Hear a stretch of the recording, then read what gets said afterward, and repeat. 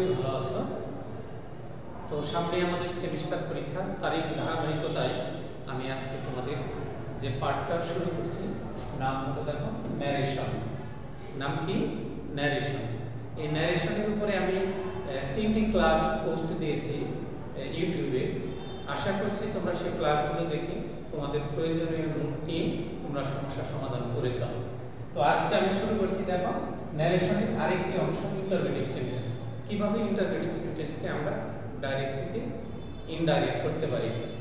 তো দেখো, এর আগে আমাদেরকে জানতে হবে যে ইন্টারোগেটিভ সেন্টেন্সটা কি, অর্থাৎ কিভাবে চিনব আমি interrogative sentence.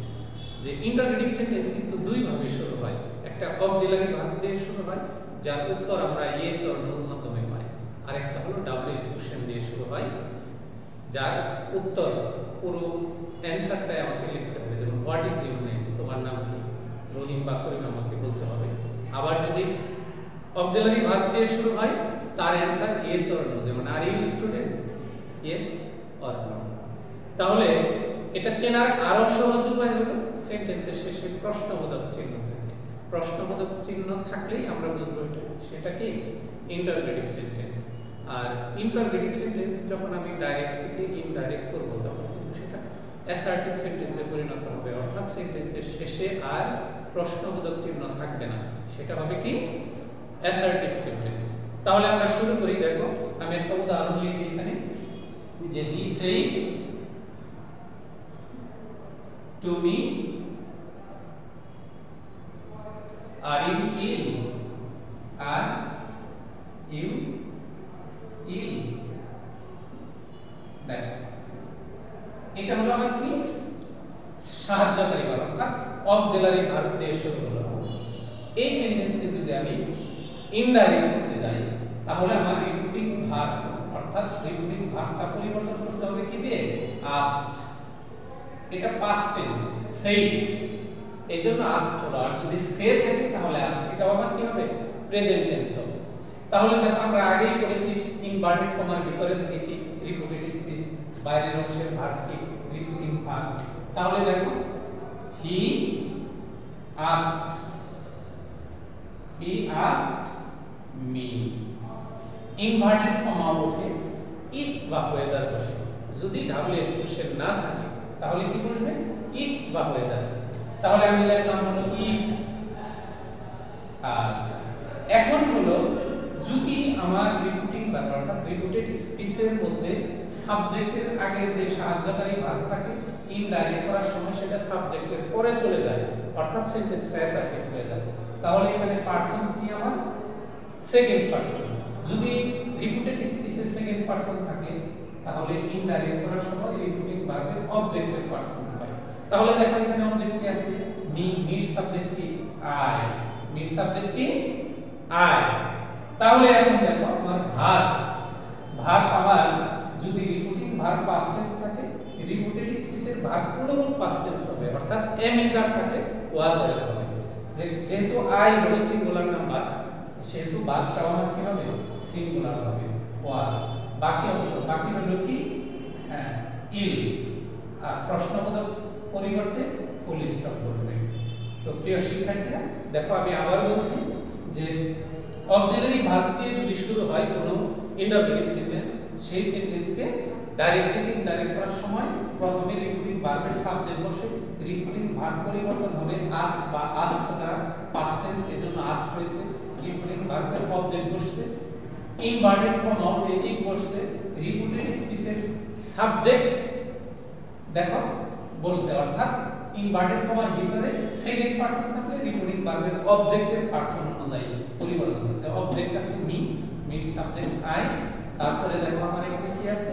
Verb. Repeating verb past tense থাকলে রিপিটেড স্পিচের ভার্ব কি অনুরূপ পাস্ট টেন্স হবে, অর্থাৎ আই এর সাথে ওয়াজ। বাকি অংশ প্রশ্নবোধক চিহ্ন হবে, ফুল স্টপ। তো আশা করি তোমরা বুঝতে পেরেছো।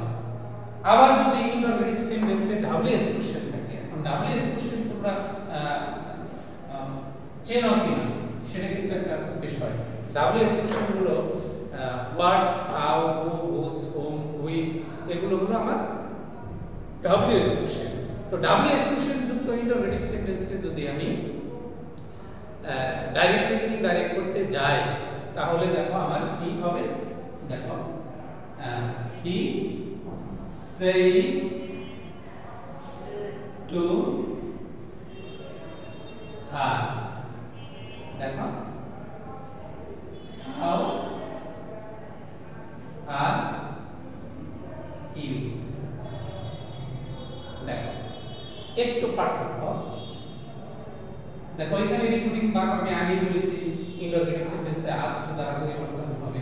দেখো asked past tense, আর ইনভার্টেড কমাতে কি বসবে, প্রদত্ত ডাব্লিউএস কোশ্চেন বসবে। প্রদত্ত ডাব্লিউএস কোশ্চেন কি আছে আমার, হাউ, অর্থাৎ যা আছে তাই বসবে। আর অক্সিলারি ভার্ব দিয়ে শুরু হলে সেটা ইফ বসবে। আর এখানে ডাব্লিউএস কোশ্চেন থাকার কারণে ইনভার্টেড কমাতে প্রদত্ত ডাব্লিউএস কোশ্চেন বসবে। আবার দেখো আমার সাবজেক্ট হলো ইউ, ইউ এর আগে কি আছে, সাহায্যকারী ভার্ব, অর্থাৎ ভার্ব টু বি আছে, এটা আমার সাবজেক্টের পরে চলে যাবে। দেখো ইউ সেকেন্ড পারসন থাকলে আমার রিপিটিং ভার্বের অবজেক্টের পারসন হবে, কি হবে, অবজেক্টের পারসন হবে। অবজেক্ট কি আছে আমার, হারের সাবজেক্ট কি, শি। তারপরে দেখো এখানে রিপিটেড স্পিচের ভার্ব কি, আর, অর্থাৎ রিপিটিং ভার্বটা আমার পাস্ট টেন্স থাকলে রিপিটেড স্পিচের ভার্বগুলো পাস্ট টেন্স হবে, অর্থাৎ এম ইজ আর থাকলে ওয়াজ আর হবে, শি ওয়াজ। আর সেন্টেন্সের শেষে প্রশ্নবোধক চিহ্ন হবে, ফুল স্টপ করবে। দেখো she asked her how she was. তো আশা করি শিক্ষার্থীরা তোমরা বুঝতে পেরেছো। আমি আরেকটা উদাহরণ লিখি, দেখো আরেকটা উদাহরণ লিখি, যেমন করিম said to his brother,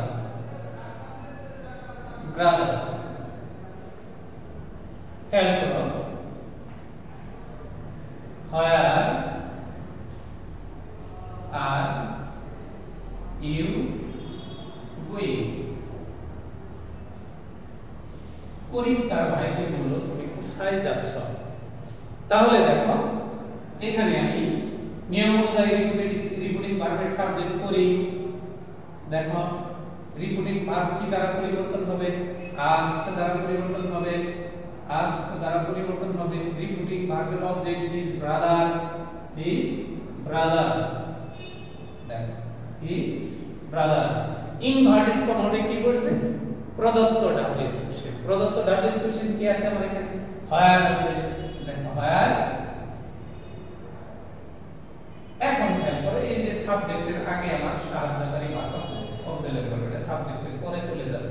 তার মানে এখানে আমার সাবজেক্ট কি আছে, রিপিটেড স্পিচের সাবজেক্ট ইউ, এটা রিপিটিং ভার্বের অবজেক্টের পারসন অনুযায়ী পরিবর্তন হবে। অবজেক্ট কি আছে, ব্রাদার, ব্রাদারের প্রোনাউন কি দেখো তো, হি, দেখো হি। তারপরে রিপিটিং ভার্ব পাস্ট টেন্স হবে, রিপিটেড স্পিচের ভার্ব নাম্বার পাস্ট টেন্স হবে। তাহলে এম ইজ আর থাকলে কি হয়, ওয়াজ আর, তাহলে কি হবে, হি থার্ড পারসন সিঙ্গুলার নাম্বার, এজন্য ওয়াজ। বাকি অংশ গোয়িং। হ্যাঁ, প্রশ্নবোধক চিহ্ন হলো ফুল স্টপ বসেছে।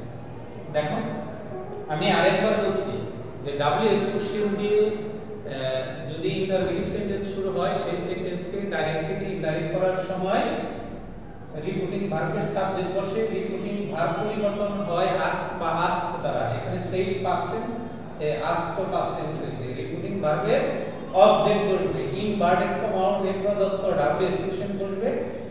রিপিটেড স্পিচের সাবজেক্ট সেকেন্ড পারসন হওয়াতে রিপিটিং ভার্বের অবজেক্টের পারসন অনুযায়ী পরিবর্তন হতেছে।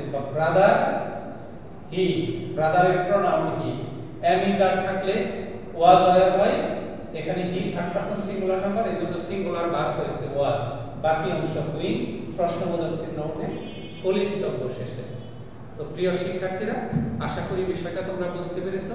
যদি কোনো সমস্যা থাকে তাহলে ফোনে অথবা স্কুলে এসে সমস্যা সমাধান করে নেবে। আমরা সর্বদাই প্রস্তুত আছি তোমাদের সহযোগিতা করার জন্য। ভালো থেকো তোমরা। আসসালামু আলাইকুম।